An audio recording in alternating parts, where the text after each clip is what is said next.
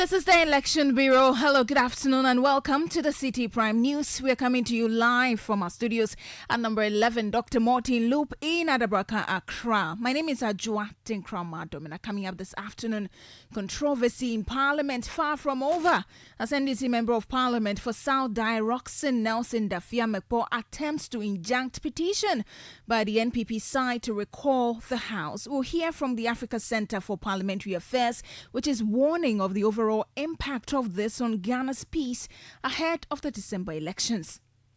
Each position that they hold could not only affect what happens in Parliament, but what happens across in the democratic space of this country. And then eventually it would disturb the peace of this country. Also coming up, 3 NDC members of Parliament filed motion to revoke LI 2462, which permits mining in forest reserves. There is a national consensus that mining in the forest reserve is detrimental to our collective survival. And so it was based on that we put this together. Still ahead in the bulletin, work resumes at Budumburam Road construction site days after deadly rock blasting incident. We have put in the necessary safety measures in place. We've also had engagement with the chiefs, the youth, and the police. So currently, work has resumed fully. And later, the West District Security Council considers ban on food sharing at social gatherings to halt spread of cholera. Funerals within our district should go by the 1 meter distance system where you don't come close to each other. Stay with us for details of these and many more stories coming your way in the next half hour. Remember, the news is live across the globe on citynewsroom.com. Around the country, we are live on a number of affiliate stations. If you're in the Western region, tune in to Adrimpa 100.7 FM in Takwa Beach, 105.5 FM in Takrade. In the Bunu region, this is Green at 95.9 FM in Sunyang. In the Ashanti region, Focus 94.3 FM in Kumasi. Orange 107.9 FM in Kumasi. In the Volta region, tune in to Revival 99.3 FM in Tajevu. VOV Radio 95.7 in Hohoi. In the Northern region, this is Radio Bembela 91.9 FM. In Upper East, Quality 88.7 FM in Garu. And in the Upper West region, this is Tunsong 97.3 FM in Wa and Jirapa 96.1 FM. Citi Prime News at 12 midday. Updates you on all the running stories and connects you to the newsmakers. Grateful for your company this afternoon. Let's begin from Parliament. And 3 members of the House from the NDC caucus have filed a private member's motion to revoke legislative instrument LI 2462, which currently allows mining in forest reserves. The 3 are the Tamale North MP Alhassan Suhini, North Tong MP Samuel Okujeto Ablakwa, and Medina MP Francis Xavier Sosu. The motion seeks to repeal Section 3.2 of the Environmental Protection Mining in Forest Reserves Regulations 2022, essentially stripping the president of the authority to issue mining leases for exploration in these protected areas. While speaking to City News, one of the members, Medina MP Francis Xavier Sosu, says they aim to join the push by stakeholders to find an end to illegal mining in the country. All interest groups have agreed. There is a national consensus that mining in the forest reserves is detrimental to our collective survival. And so it was based on that we put this together to ensure that we can fast track the process. Now, even though Parliament is on suspension now, there are a number of administrative processes that goes on when private bills are introduced. And so we ensure that we did introduce this to ensure that whilst Parliament is on recess and whilst we take steps to resolve the issues currently before Parliament, that is the reason for the recess, the administrative processes could go through speedily such that once Parliament reconvenes, we will be able to do the first reading of the bill and possibly shepherd it until it is passed into law. Now, the Medina MP, while commenting on the activities in Parliament leading to the abrupt termination of the session, noted that the NDC caucus is committed to ensuring the work of the House does not suffer. On Tuesday, before the House went on indefinite suspension, We had close to about 120 of our members there. Just about less than 50 of the NPP side were there. But we're going to do business for government anyway, but for what happened. So I think that let's properly analyze the issue and blame who we should blame, and also hold people accountable where really must hold people accountable. We are committed to government business. We are committed to working for the good people of Ghana. We are committed to protect the interests of Ghana. But what we will not accept is when someone wants to use like Supreme Court to deny us an obvious majority in Parliament. That we won't accept that one. I can assure all the people of Ghana that for our side, we are committed to doing the business of the House, the business of government, and ensure that we protect the interests of the people of Ghana. I mean, so long as it doesn't appear that somebody is trying to use external forces to direct or to interfere in the work we do in the House. You heard there the Medina MP, Francis Xavier Sosu. Well, his colleague on the same side, Roxanne Nelson Dafiamepo, appears to have a different plan because he has disclosed of plans to file an injunction application today at the Supreme Court against a motion by the New Patriotic Party caucus for a recall of the House. Now, this comes after the MPP Parliamentary Caucus petitioned the Speaker of Parliament, Alban Bagbin, to recall Parliament, citing urgent government business that requires immediate attention. These include requests for tax exemptions under the One District, One Factory policy, the approval of a $250 million facility for the Ghana Financial Sustainability Fund, and the passage of some critical bills. The MP for South Dai, Roxanne Nelson Dafiamepo, described the move as an abuse of the Constitution. But because of the indolence and the laxity with which they approach parliamentary business, we've not been able to do a lot. Then by your own conduct, you were depleted in Parliament, and by operation of law, the NDC had become a majority. You decided to go and play with the issue in court. The issue played out in court. Instead of coming back to the House, you walked out yesterday, forcing Speaker to lack a decisional quorum, so he had to adjourn the House. Then you go back and rehash all these matters, again, clothing them with the issue that they are of national importance.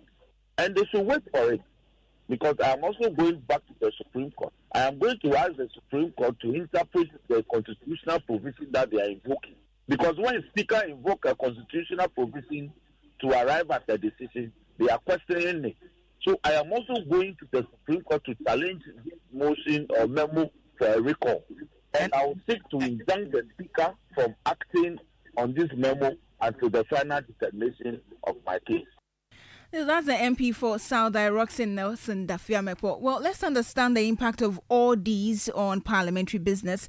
And the Executive Director of the African Center for Parliamentary Affairs, Dr. Rashid Rahman, has warned of potential negative consequences for Ghana's peace following the suspension of parliamentary proceedings. This confusion has led to Speaker of Parliament to adjourn the session. Now, speaking to Citi News, Dr. Rashid Rahman expressed concerns that if the adjournment is prolonged, it could severely impact critical governance issues, delaying essential decisions. Well, honestly, I don't know where the elders of this country are, or whether they have given up completely. This is the time to get these two leaders at least to sit down and have a conversation. I know they have their parties behind them, but I think some important messages about the national interest of this country would have to be put across to these two leaders. Because if we are not careful, the posturing, the kind of strengthening of each kind of position that they hold could not only affect what happens in Parliament, but what happens across in the democratic space of this country. And then eventually it would disturb the peace of this country. So I think if there are some of these elders, if they are listening, we just hope that at least they will use their moral authority to try and get these two sides to talk. You heard Executive Director for the African Center for Parliamentary Affairs, Dr. Rashid Draman. Let's move away from Parliament now. And days after the devastating rock blasting accident at the Budumbram Road construction site, operations have resumed with assurances from engineers that safety protocols have been enhanced. Now, the incident on October 14 claimed many lives, resulted in several injuries and damaged nearby properties.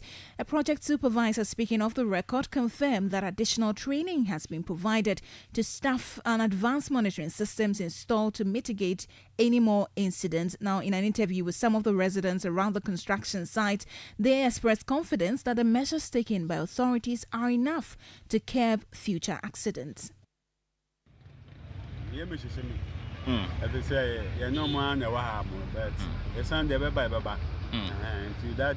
We cannot fault them for what happened. It was unintentional. Although work has begun, we are not living in fear. We urge them to inform us in advance the next time they plan to undertake such an exercise.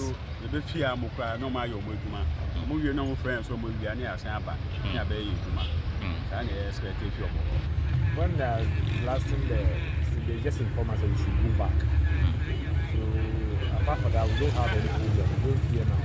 Because when the thing is going on, they just come and inform us that we should go back. So that we go back. So after that, we don't have problem. So what you are saying is that you are expecting that if they are to undergo that process again, they will inform you. Oh, they will inform us. They will inform us. They will inform us. If the NADBO will come here and come and inform us that we should go back. Those were some residents around the Budumbram construction site speaking to my colleague Samuel Akom. Well, speaking to City News, the Gomoa East NADMO director, Robert Hackman, indicated that a rock blasting is over, but safety protocols will remain. Work has resumed fully. We have put in the necessary safety measures in place.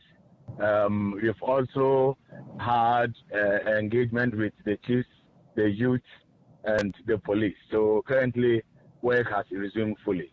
For now, we are done with the blasting at Budumbram. As we speak, we have gotten the alert from the police, from the chiefs, and the opinion leaders. Gomoa East NADMO Director Robert Hackman.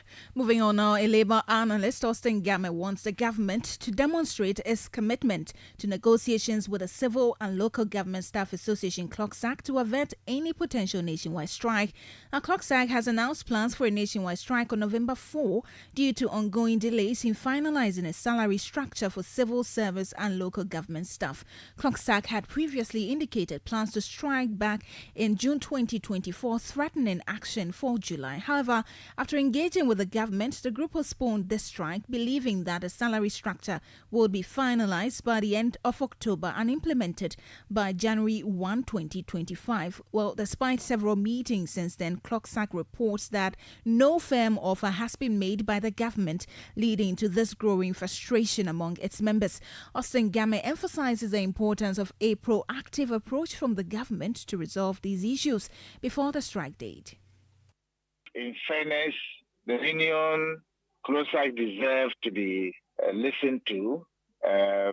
So the employer government should do all it can to arrange a meeting, get involved. If they send or they've been sending people who are without authority, then they should organize and have people with authority to be present at the meeting and be open to the union and give assurance to them that a new government or the new employer who might take over will attend to that.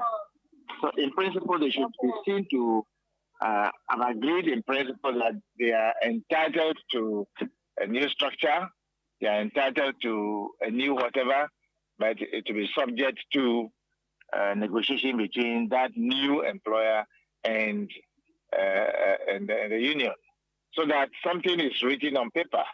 Because if they go now, right now, we don't even know what kind of budget they're going to have in the midst of this melee that we have on our hands. So everybody will have to appreciate the challenge that the country is bedeviled with. Austin Gamma is a labor consultant. You're still listening to the Citi Prime News. When we return, Adar West District Security Council considers ban on food sharing at social gatherings to halt the spread of cholera. We have details of this and more stories coming up shortly. Please stay. Citi Prime News at 12 midday. Updates you on all the running stories and connects you to the newsmakers.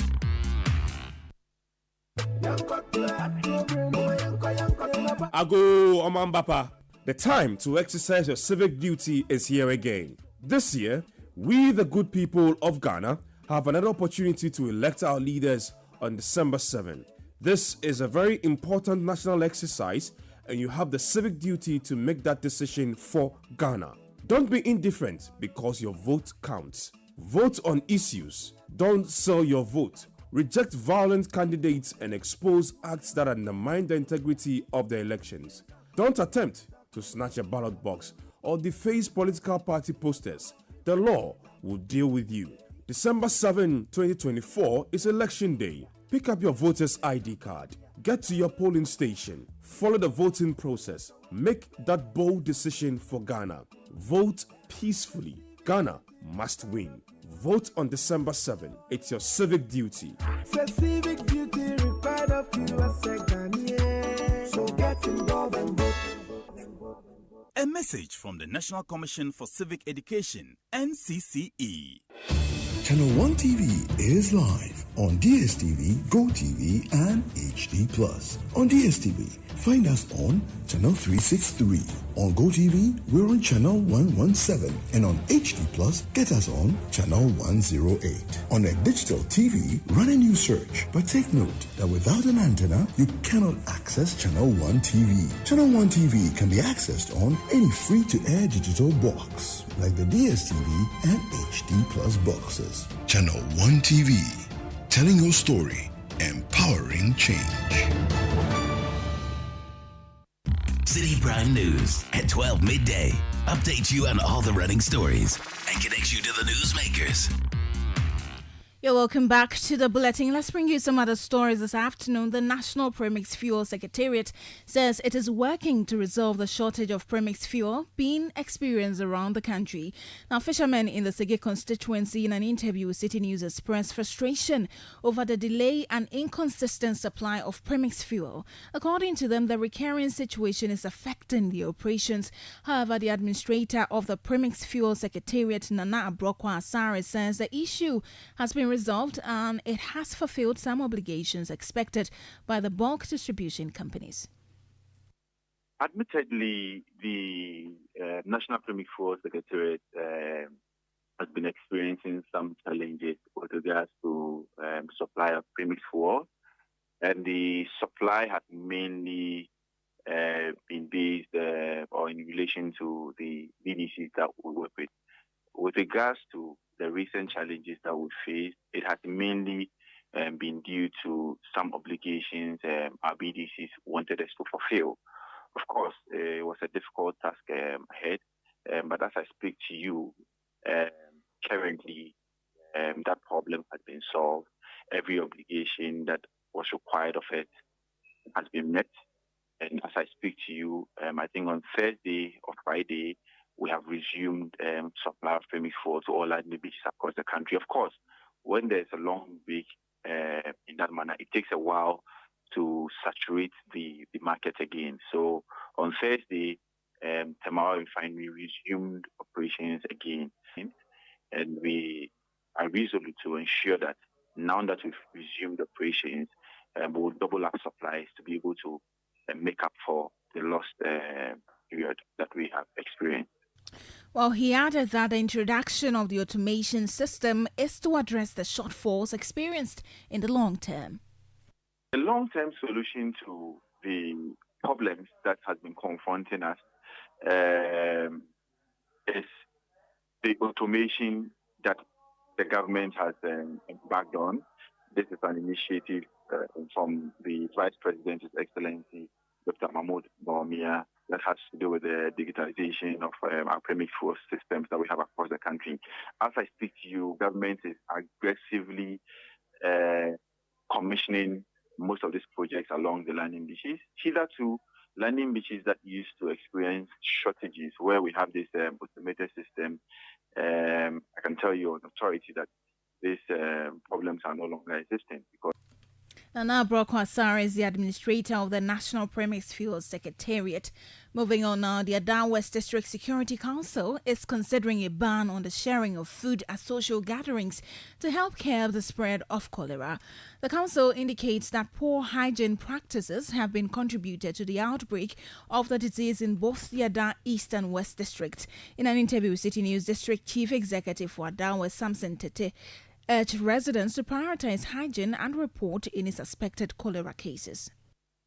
Funerals within our district should go by the 1 meter distance system where you don't come close to each other, and also at the funerals they are not supposed to share food. We are also using the hand sanitizers and the Veronica buckets at all funerals and then at all churches.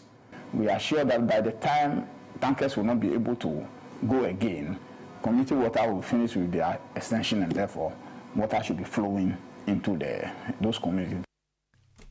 Samson Tete is the District Chief Executive for Adar West District. Let's stay on health, because the Africa Center for Health Policy Research and Analysis has called on the government to ensure the provision of needed resources for health officials embarking on the National Oral Polio Vaccine Type 2 vaccination campaign. The government launched this campaign with the aim of vaccinating some 6 million children under the age of 5 as part of measures to curb the transmission of polio. Speaking to City News as the World Max Polio Day today to help raise awareness and improve global efforts in eradicating polio, the executive director for the center, Dr. Thomas Anaba, while commending the government on the vaccination drive, called for sufficient resource allocation. We would like to appreciate the government for rolling out this plan to vaccinate 6 million children in Ghana. This is what we have been looking for. Unlike other diseases that we are seeing outbreaks in Ghana that are not supposed to be. So we commend government for that. But I would advise them that though they've made a promise, they should make sure they really provide the vaccines and provide the needed resources to those who are implementing it in the villages. Get them the motorbikes, get them the fuel, get them the refrigerators, make sure there is no light off in our hospitals where these vaccines are stored, so that they would get to the people, to the children with the required efficacy, and then it prevent the disease that we are talking about. So I would also tell parents to make sure they make their kids available, because if you are skipping it, you may contract the very resistant strain, and this may lead to permanent damage to your child. And in future, it may be a burden on the family and the country at large. Executive Director for the Africa Center for Health Policy Research and Analysis, Dr. Thomas Anaba. Let's move on now. The presidential candidate for the New Patriotic Party, Dr. Mahamudu Bawumia, has promised to build a cassava processing factory for the people of Central Tong in a Volta region if elected president in the upcoming polls. This follows an earlier promise to replicate government's DRIP program for roads in the agri sector by providing agricultural machinery in all districts. And the vice president made this promise during a campaign stop in the constituency. We are going to bring agricultural equipment to every district for the farmers of this country. So every district will have a district agri mechanization center where we have tractors, we have combine harvesters, we have planters, all farming equipment that is available so that the farmers, when they need it, can get it to do their farming. So we are going to do that. But after we farm, you will need to process your goods. And I've been talking with Godwin, and we are going to establish a cassava processing factory for you to process your cassava when you farm your produce. As a flag bearer of the New Patriotic Party, Dr. Mahamudu Bawumia, let's stay with the party in the Volta region, which has dismissed allegations of distributing money to attract voters to campaign grounds of Dr. Bawumia. The regional secretary of the party, Pope Yao Yevu, noted that voters in the area have been positively influenced, leading to growing support for the NPP. In an interview with City News, the secretary expressed his satisfaction with the turnout recorded at the event grounds. It's all good for us in the Volta region. We are going to make the mark.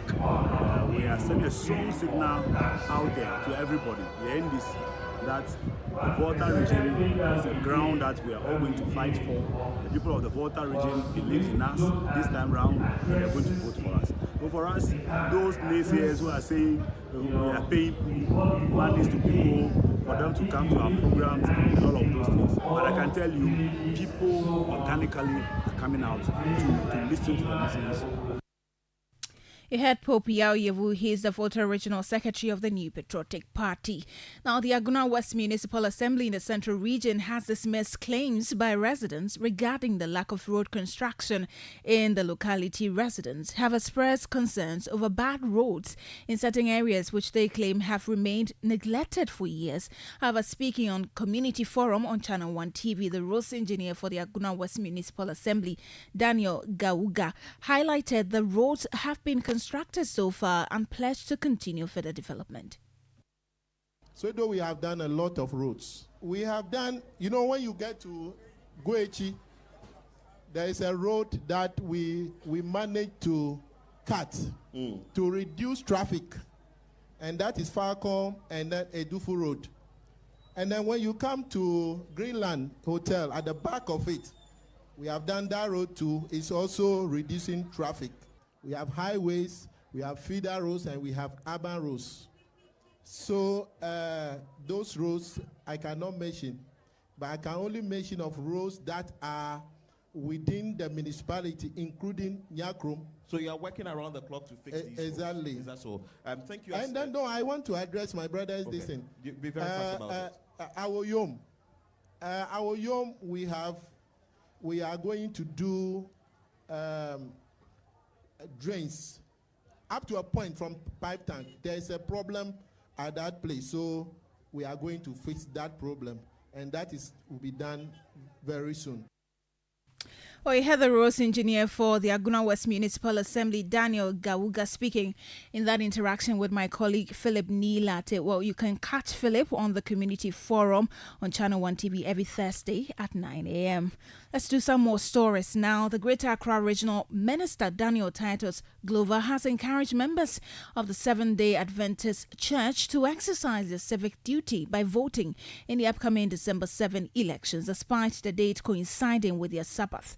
Now, this follows the SDA Church's earlier request to the Electoral Commission to change the election date, citing concerns about Saturday voting conflicting with their religious practices. Now, speaking at the launch of the 2025 to 2028 Regional Composite Budget hearing for Metropolitan, Municipal and District Assemblies in Accra, Daniel Nikwate Titus Glover urged SDA members to participate, highlighting the biblical principle of rendering unto Caesar what is Caesar's. Then Jesus said, do unto Caesar what is Caesar, and do unto God what is God. When it's time to worship, it is also important. But it is your civic responsibility also to contribute to nation building. I want to pray with my brother Ishmael, SDA, and GD Koko, GD White, that the Holy Spirit should touch your hearts, that at least you squeeze a few minutes of your time to go to the polling booth to cast your ballot and come back and worship. That is what the Bible tells us, because it's very important.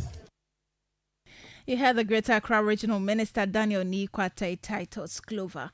Now, the Koforidua Circuit Court has sentenced a Togolese national, Shaibu Yao, to 18 years imprisonment in hard labor for illegal mining in Achem Moso in the Atiwa West District of the Eastern Region. Presided over by High Court Judge Her Ladyship Abigail Anima Asare, the court convicted the defendant after he pleaded guilty and also imposed a fine of 10,000 penalty units for both conspiracy to commit a crime, that's illegal mining, and mining without a license. When given the opportunity to speak before sentencing, the accused requested to return to his hometown in Togo, promising not to return to Ghana for illegal mining. However, the court informed him of his right to appeal the judgment.